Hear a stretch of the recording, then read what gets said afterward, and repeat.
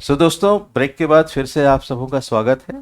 हम क्रिस्टल्स बेटी से बात कर रहे हैं और मुझे विश्वास है, उम्मीद है कि आपको इस बातचीत में ज़रूर आनंद मिल रहा होगा और कुछ चीज़ आपको समझने के लिए कुछ बातें आपको ज़रूर प्रेरित कर रही होंगी। जैसा कि हमने ब्रेक में जाने के पहले इस बात को चर्चा किया था कि हम पेरेंटिंग पर बात करेंगे। सो मैं ये जानना चाहूँगा आपसे, क्रिस्टल, कि आप पेरेंटिंग को कैसे देखती हैं, कैसे समझती हैं। आपने बताया कि आपका परिवार तो बहुत अच्छा है, हम्म। पर हर परिवार ऐसा नहीं है, जी। है ना। बहुत से परिवारों में हम्म। मतलब पेरेंट्स हैं, कुछ ऐसे लोग हैं जिनके जो कहना चाहिए कि उनकी जो अंडरस्टैंडिंग है, जो उनकी समझ है, ना तो रिलीजियस अच्छे हैं और ना ही कोई अच्छे सोशली वो जीवन जीते हैं, बस वो जी रहे हैं। ऐसे भी बहुत से लोग हैं, हम्म। है ना। ऐसे बहुत से परिवार हैं जिनमें बहुत सारी समस्याएं हैं। जी। फाइनेंशियली प्रॉब्लम है, हम्म। कहीं कुछ बीमारी को लेके प्रॉब्लम है, कहीं कुछ शिक्षा की कमी की वजह से हम्म। वो समझ नहीं पाते हैं। तो ये सारी परिस्थितियों को देखते हुए आप कैसे अनुभव करती हैं कि हमारे जो पेरेंट्स हैं वो कैसे पेरेंटिंग करते हैं और उनको कैसा करना चाहिए। क्या अपेक्षा रखती हैं आप, कैसे सोचते जी। एक पेरेंटिंग रिलेशनशिप में तो सबसे बड़ी चीज़ आपकी लव ही होती है। हैं? आपका लव और वो बॉन्ड इतना स्ट्रांग होना चाहिए कि आपको एक दूसरे को समझने में इतनी आसानी हो कि अगर आपका बच्चा आपसे कुछ बोल भी नहीं रहा है तो आपको समझ में आ जाए कि वो किसी चीज़ से डील कर रहा है या फिर कोई इशू हो रही होगी। और पेरेंटिंग में और एज अ फैमिली में पेशेंस और लव होना बहुत ज़रूरी है। हम्म। जी। पेशेंस और लव होना जरूरी है।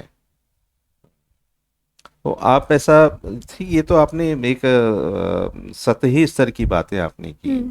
कि ऐसा होना चाहिए, हम्म। पर ऐसा होता है क्या? ऐसा दिखता है क्या और क्यों नहीं दिखता है? जी। अब हम लोग एक एज अ यूथ जनरेशन हाँ। और पेरेंट्स के बीच में हाँ। एक कम्युनिकेशन गैप जैसा आ जाता है। हाँ। इसीलिए भी कई फैमिली इश्यूज होते हैं।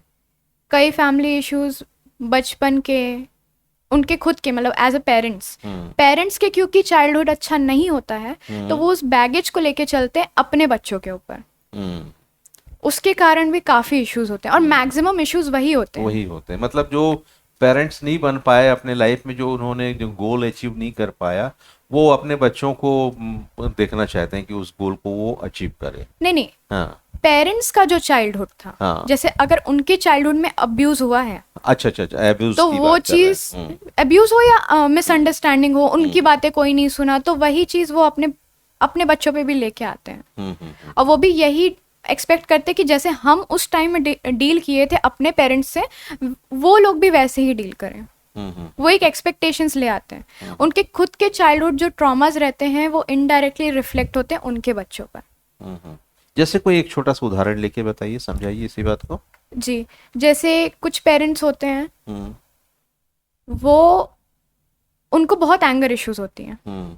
और अगर बच्चा नहीं समझता है तो उनका फिर हाथ पैर उठ जाता है। हम्म। और वो यूजुअली इसलिए होता है क्योंकि उनके जो माँ बाप थे, तो उनके ऊपर हाथ उठाए हैं। जी, हाँ, हाँ। उनको वैसे ही सीधा किए ना, तो उनको ऐसा लगता है कि यही एक तरीका है बच्चों को सीधा करने का, तो हम भी वही चीज़ अप्लाई करेंगे तो हमारा बच्चा सही हो जाएगा। हाँ, हाँ। पर ऐसा नहीं होता है। चलिए ठीक है, आपने बहुत अच्छी बात कही कि ऐसा होता है कि वो उनके साथ ऐसा ट्रीटमेंट उनको मिला, हम्म। तो वही वो ट्रीटमेंट वो अपने बच्चों के साथ करना चाहते हैं। तो जब ये जनरेशन, जैसे आप समझ रही हैं उस बात को हम्म।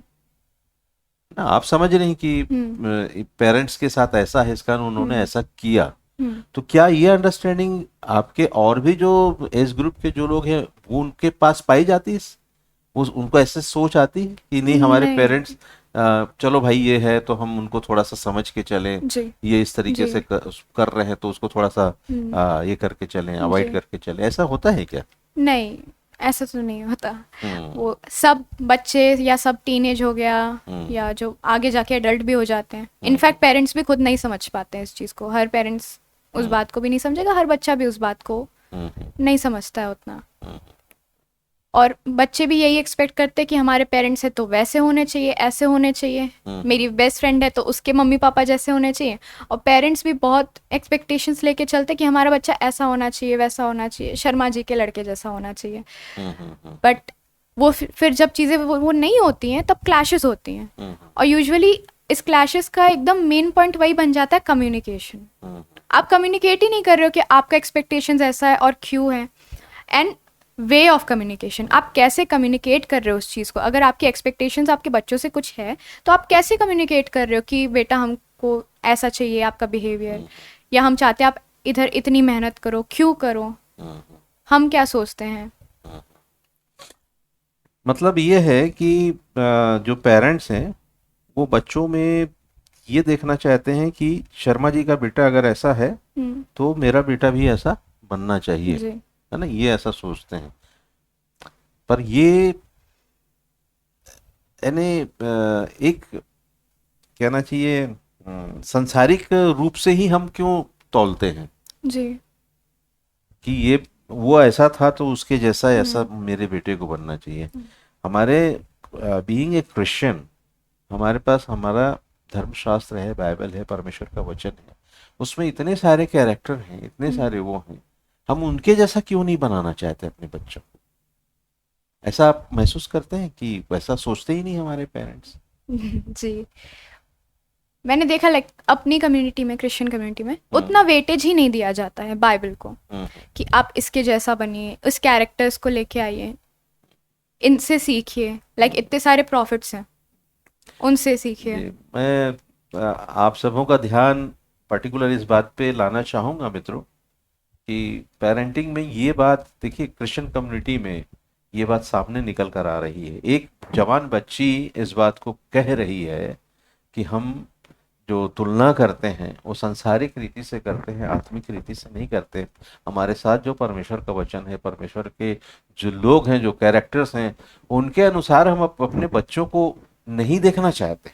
एक बहुत बड़ा गैप है, एक कम्युनिकेशन गैप तो है, इसके साथ ही साथ ये ऐसी बात है जो हमारे व्यक्तित्व के विकास में, हमारे पर्सनालिटी, एक क्रिश्चियन पर्सनालिटी को जो डेवलप करने में जो फैक्टर्स होते हैं, वो फैक्टर्स तो हम यूज ही नहीं कर रहे हैं, उनको तो महत्व ही नहीं दे रहे हैं। तो आप कैसे सोचेंगे, कैसे समझेंगे कि हमारा बच्चा बहुत अच्छी रीति से विकास कर जाए और उसकी अच्छी पर्सनालिटी बन जाए, और जब उसके सामने ऐसी स्थिति आती है तो फिर वो अपने हिसाब से कदम उठाता है। सो मेरे प्रियो, ये एक सोचनी और विचारनी बात है, इसको आप जरूर महसूस करें और उसको रेक्टिफाई करने की कोशिश करें, जैसा ये हमारी जवान बच्ची बता रही है कि ऐसा होना चाहिए। तो अब चूंकि जब ऐसी बात है कि परिवार में ऐसी बात हमको देखने नहीं मिल रही है, परिवार में लोग, हमारे पेरेंट्स जो हैं, इस तरह से कंपेयर नहीं कर रहे हैं, एक सेकुलर वे पे ही कंपेयर करके चल रहे हैं। तो जब हम चर्च की बात करते हैं, क्योंकि हम चर्च से भी जुड़े हुए हैं, जी है ना, तो क्या आपको चर्च में कुछ ऐसे मार्गदर्शन नहीं मिलते हैं ऐसी स्थितियों में, ऐसी बातों में के लिए? जी मुझे ऐसा लगता है कि आजकल चर्चेस में हमारे वैसा जो एक क्राइस्ट लाइक क्वालिटी होना चाहिए, क्राइस्ट कैरेक्टरिस्टिक्स होने चाहिए, उसकी टीचिंग ना दे के सिर्फ स्टोरी लाइन टीचिंग बेस्ड दी जाती है। सिर्फ लाइक ये बाइबल की कहानी है, यीशु मसीह ने ये किया, पतरस पानी पे चला, और वो वहीं आके ख़त्म हो जाती है। हमको अपने आप को वचन में रिफ्लेक्ट करना होता है।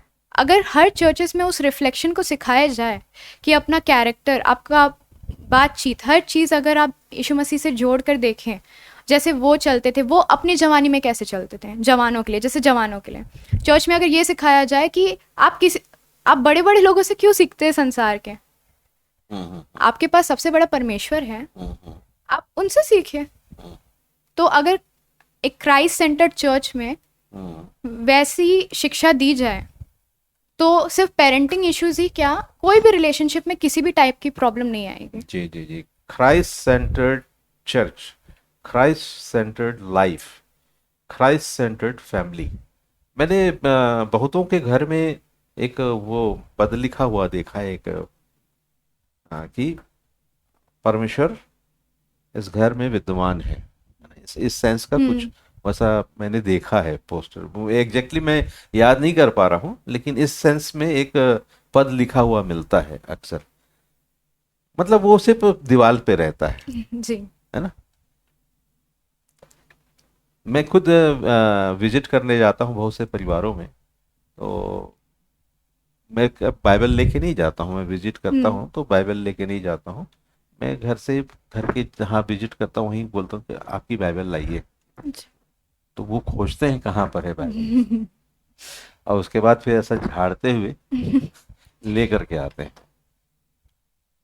तो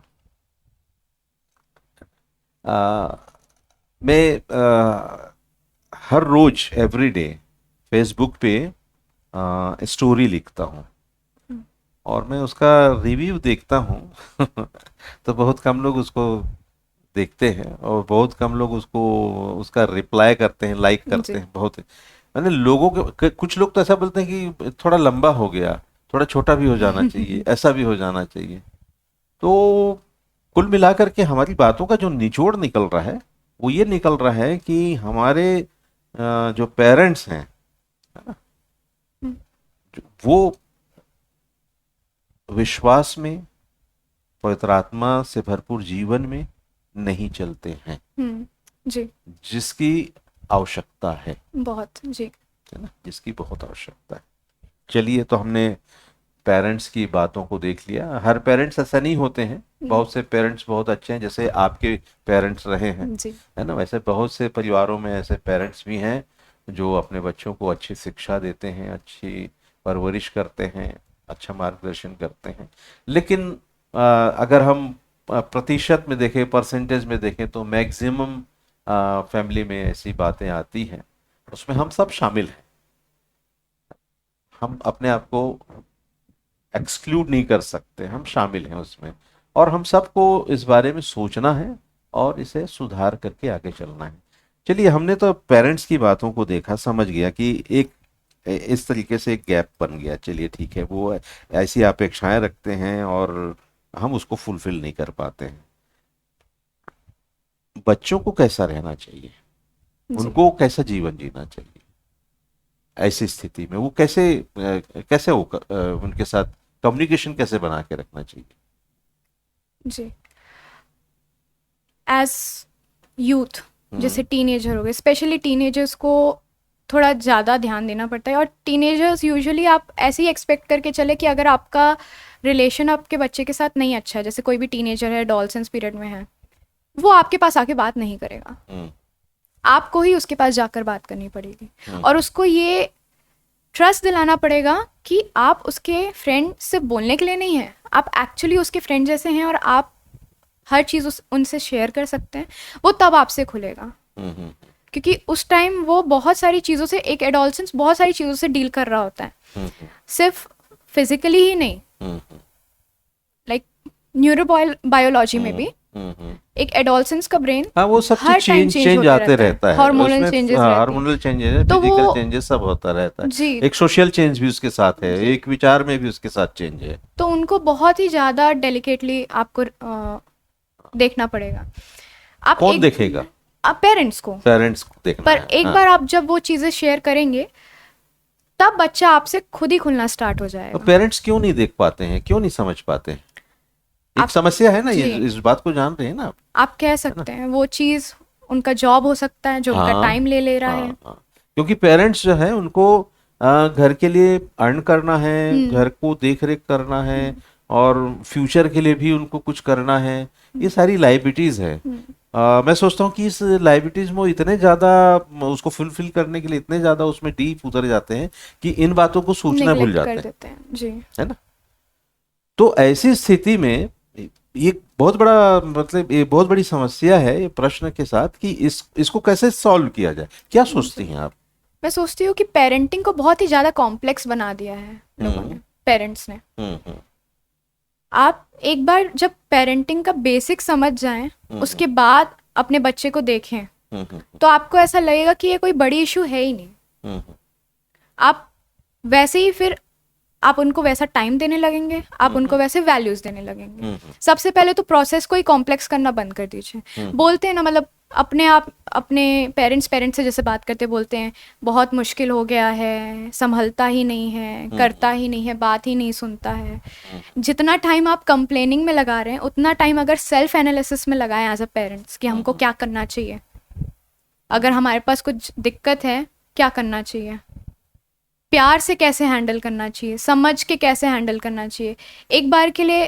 क्योंकि कई पेरेंट्स में एक चीज़ होता है कि मैं बाप हूँ, मैं क्यों करूँ, वो छोटा है हमसे, हमको वो इज्जत दे के चलनी चाहिए, मैंने इसको पैदा किया, इसने मुझे थोड़ी पैदा किया वाली लाइन लगा देते हैं।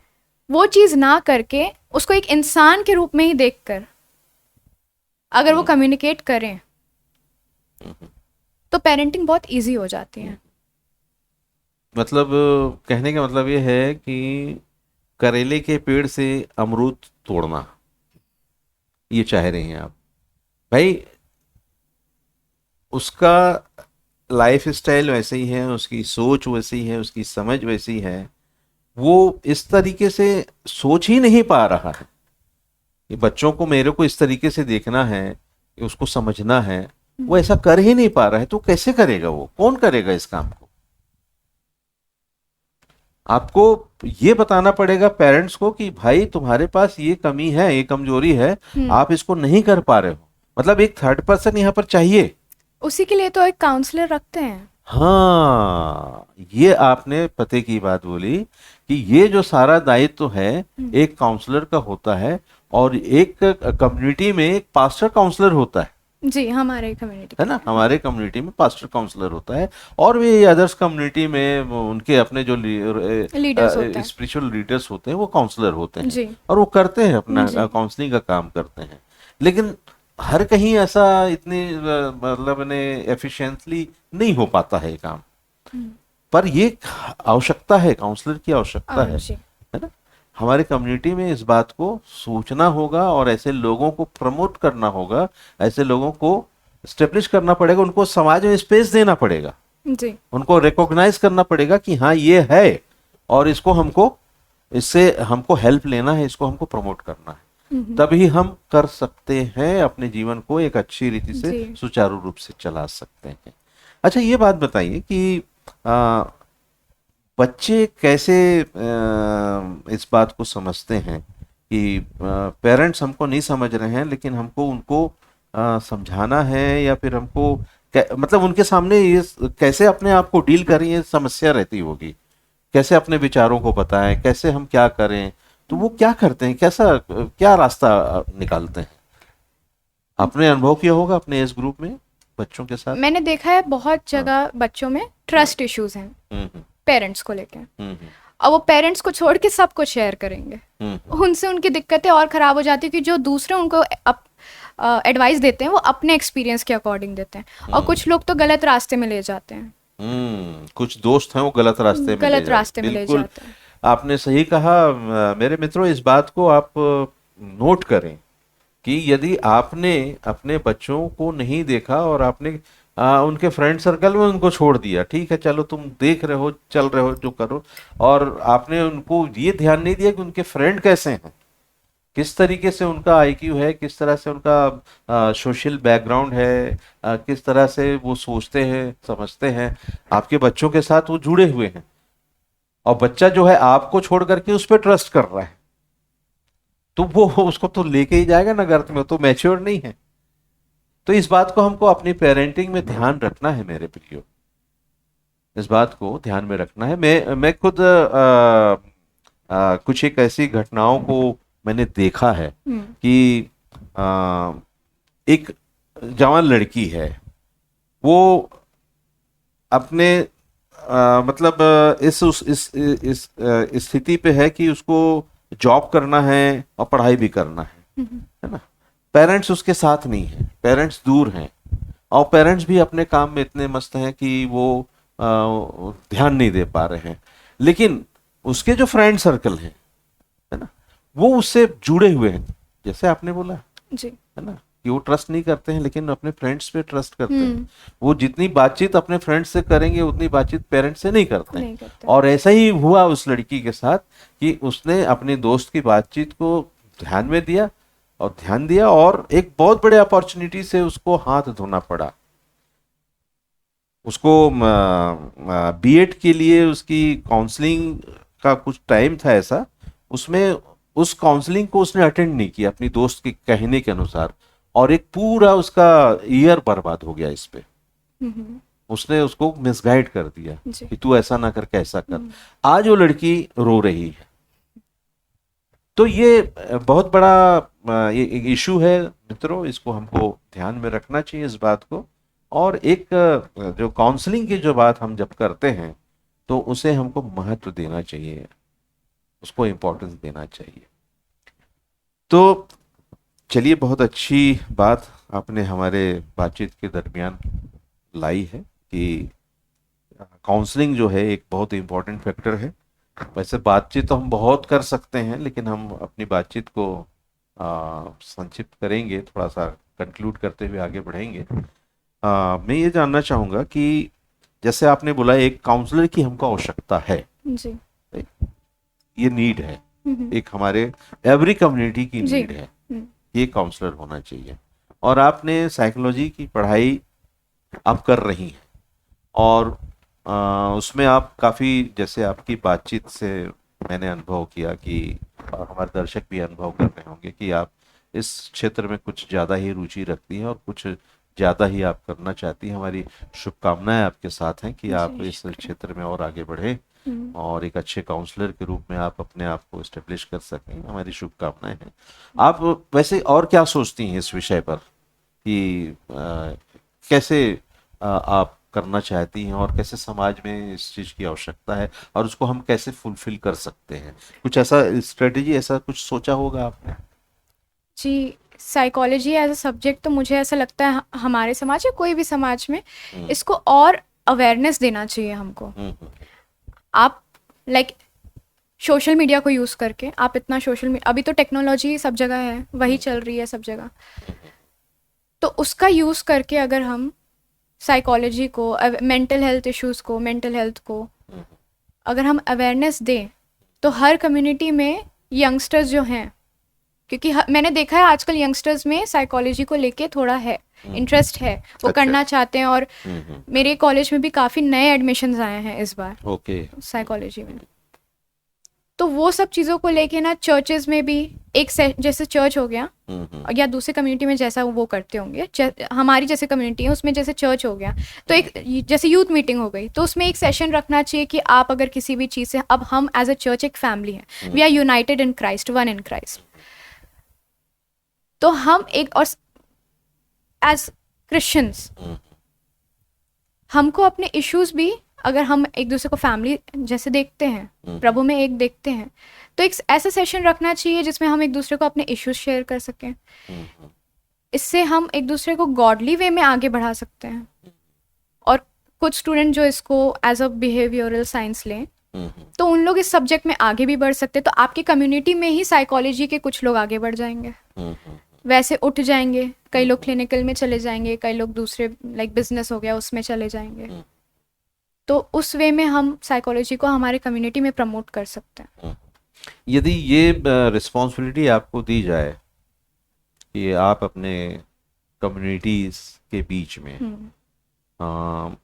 इस क्षेत्र में एक सेवकाई समझते हुए काम आगे बढ़ाएं, तो आप क्या सोचती हैं? ये तो लाइक एक बहुत अच्छा अपॉर्चुनिटी होगा करने के लिए। और मैं कोशिश करूँगी जैसे वर्कशॉप्स वगैरह होते हैं वैसा कुछ करके, यूथ के बीच में काम करके, मेंटल हेल्थ को बाइबल से देख के कि बाइबल क्या बोलती है मेंटल हेल्थ के बारे में, कैसे होना चाहिए, और हमको as a Christian, as a believers mental health होना चाहिए नहीं होना चाहिए क्या है, वो सब को लेकर बातचीत कर कर और उसमें आगे बढ़कर। क्योंकि अभी चर्चेज में आप देखें तो आगे जो चर्चेज को बढ़ा रही वो यूथ ही है, तो उनके बीच में अवेयरनेस लाकर हम कर सकते हैं। तो मैं इस कार्य की शुरुआत करना चाहूँगा आपके साथ। जी। मैं ये चाहता हूँ कि कम से कम सप्ताह में एक बार हम्म। हम एक पर्टिकुलर विषय पे बातचीत करें हम्म। और लोगों को निमंत्रित करें कि जी। भाई आप हमारे बातचीत में शरीक होइए, है ना। चाहे जूम पे हो या फिर गूगल मीट पे हो, हम इस चीज़ को कंडक्ट करें और इस विषय पर बातचीत करें। क्योंकि मैं सोचता हूँ कि ऐसा जब इस बात का बीड़ा उठाया है, तो इसका क्रेडिट आपको जाना चाहिए, आपको इसमें आगे बढ़ना चाहिए। मैं आपकी इसमें हेल्प करना चाहता हूँ। आप क्या सोचती हैं, आगे बढ़ेंगी? जी बिल्कुल।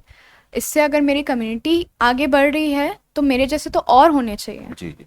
तो दोस्तों, मित्रों, ये आज की बातचीत बड़ी सार्थक हो गई।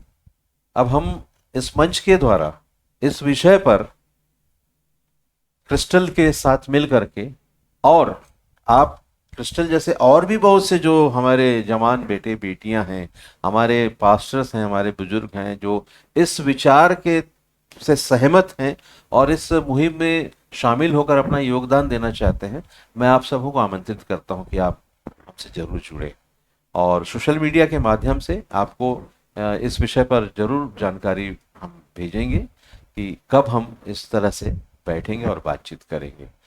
सो क्रिस्टल, बहुत खुशी हुई कि आप इस कार्य को आगे बढ़ाना चाहती हैं।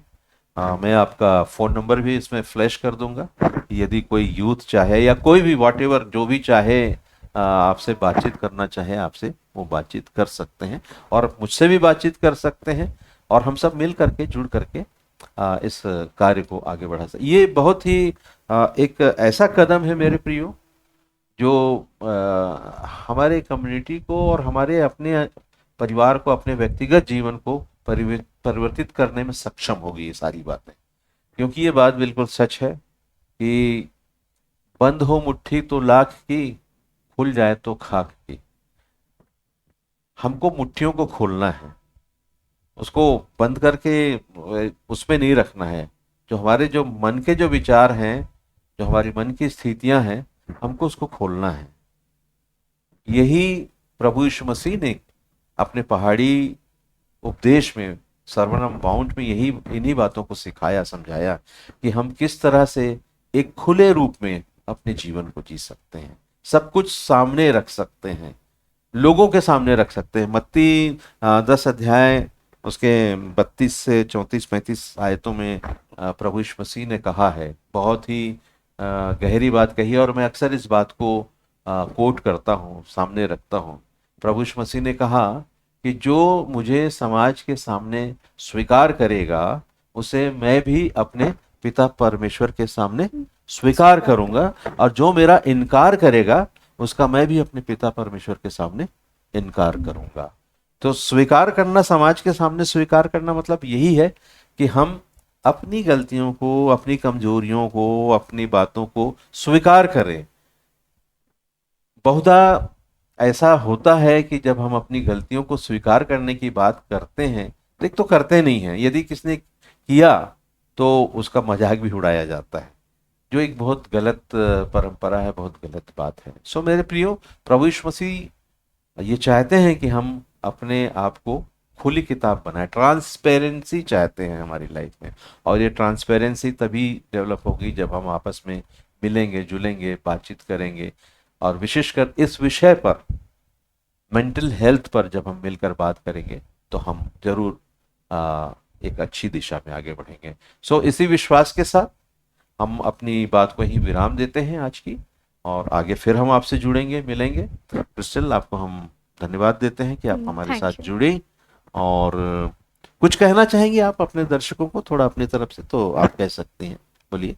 जी, मैं यही कहना चाहूँगी कि अगर हम एक साथ मिलके मेंटल हेल्थ को लेकर, अवेयरनेस को लेकर इस चीज़ को अगर आगे बढ़ाएं, तो आपको किसी काउंसलर की ज़रूरत ही नहीं पड़ेगी।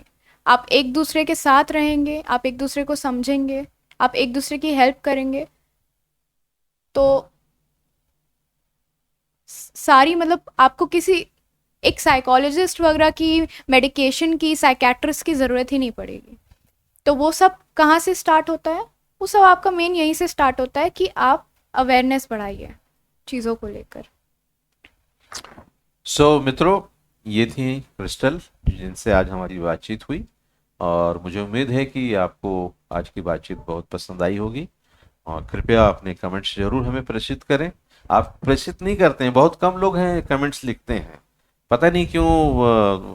कमेंट्स करने में कुछ कंजूसाई क्यों हो जाती है। कमेंट्स करिए, बोलिए, बातचीत करिए, डायलॉग करिए, मोनोलॉग नहीं। हम बैठ करके यहाँ पर मोनोलॉग करने नहीं बैठे, हम डायलॉग करने बैठे हैं। आपकी प्रतिक्रिया के लिए हम यहाँ बैठे हैं, और जब तक आप अपनी प्रतिक्रिया नहीं देंगे हम कैसे आगे बढ़ेंगे। आई होप कि आप जरूर अपनी प्रतिक्रिया देंगे, कमेंट्स बॉक्स पर जाकर जरूर लिखेंगे। आप हालेलुया प्रेज द लॉर्ड नहीं लिखिएगा आप अपने मन की बातों को लिखिएगा। बोलिए प्रेज द लॉर्ड, बोलिए हालेलुया, बोलिए बहुत अच्छी बात है, ये तो हमको करना है, परमेश्वर की महिमा स्तुति करनी है। लेकिन आप कमेंट्स बॉक्स जो है वो आपके विचारों के लिए है। इसको ध्यान में रखते हुए आपसे निवेदन है, करबद्ध निवेदन है कि आप अपने कमेंट्स जरूर लिखिए। इसी आशा और विश्वास के साथ अगली कड़ी में हम फिर जुड़ेंगे। तब तक के लिए आप सबों को जय मसीह की। Praise the Lord, praise the Lord.